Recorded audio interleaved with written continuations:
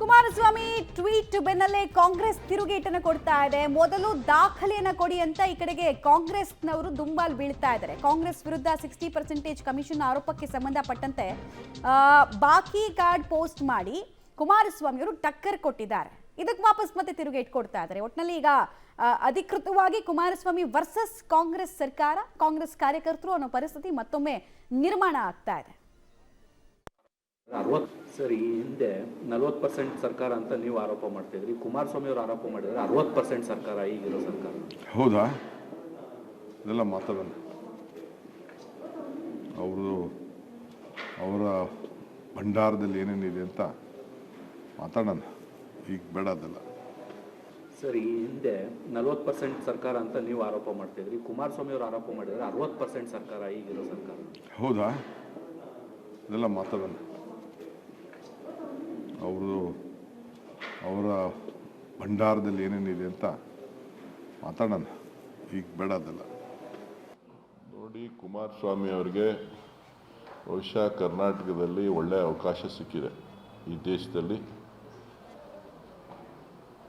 ಸೇವೆ ಮಾಡಲಿಕ್ಕೆ. ಕರ್ನಾಟಕದ ಅಭಿವೃದ್ಧಿಯ ಬಗ್ಗೆ ಅವರ ಚಿಂತನೆಗಳು, ಸಲಹೆಗಳನ್ನು ಕೊಡಲಿ ಅಂತೇಳಿ 25ನೇ ಇಸ್ವಿನಲ್ಲಾದರೂ ಅವರಿಗೆ ಒಳ್ಳೆಯ ಬುದ್ಧಿಯನ್ನು ಭಗವಂತ ಕೊಟ್ಟು ರಾಜ್ಯದ ಜನರ ಹಿತದೃಷ್ಟಿಯಿಂದ ಅವರ ಸಲಹೆಗಳು, ಮಾರ್ಗದರ್ಶನ ರಾಜ್ಯ ಸರ್ಕಾರಕ್ಕೆ ಇರಲಿ ಅಂಥೇಳಿ ನಾನು ಭಾವಿಸ್ತೀನಿ. ರೀ, ಈಗ ಹೇಳಿದ್ನಲ್ಲಪ್ಪ, ಹೊಸ ವರ್ಷದಲ್ಲಿ ಅವ್ರಿಗೆ ಒಳ್ಳೆ ಬುದ್ಧಿ ಕೊಡಲಿ ಅಂತ ಹೇಳಿದ್ದೀನಲ್ಲ.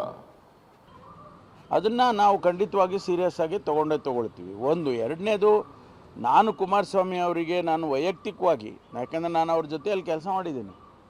ಅವರು CM ಇದ್ದರು, ನಾನು ಡೆಪ್ಟಿ CM ಇದ್ದೆ ಕೋಲಿಷನ್ನಲ್ಲಿ. ನಾನು ಅವರಿಗೆ ಮನವಿ ಮಾಡೋದೇನಪ್ಪ ಅಂತ ಹೇಳಿದ್ರೆ, ರಾಜ್ಯಕ್ಕೆ ಯಾವುದಾದ್ರೂ ಒಂದು ದೊಡ್ಡ ಕೈಗಾರಿಕೆಯನ್ನು ತಗೊಂಡು ಬನ್ನಿ. ನೀವು ಕೈಗಾರಿಕಾ ಸಚಿವರು ಹೌದು, ಮತ್ತು ಏನಿದು ಮೈನಿಂಗ್ ಇದೇನದು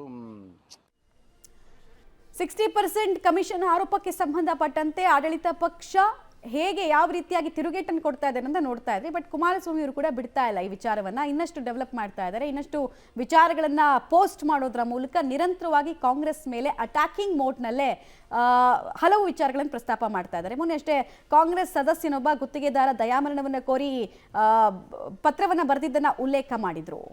ಈಗ ಈ ರೀತಿಯಾಗಿ ತಿರುಗೇಟು ಕೊಡೋದ್ರ ಮೂಲಕ ಕಾಂಗ್ರೆಸ್ನವರು ಕೂಡ ಹಿಂದೆ ಉಳಿಯಲ್ಲ ಈ ಪ್ರಕರಣದಲ್ಲಿ, ಮತ್ತು ಮುಜುಗರ, ಕಳಂಕವನ್ನು ಅಂಟಿಸ್ಕೊಳ್ಳೋದಕ್ಕೆ ತಯಾರಿಲ್ಲ ಅಂತ ಹೇಳ್ತಿದ್ದಾರೆ.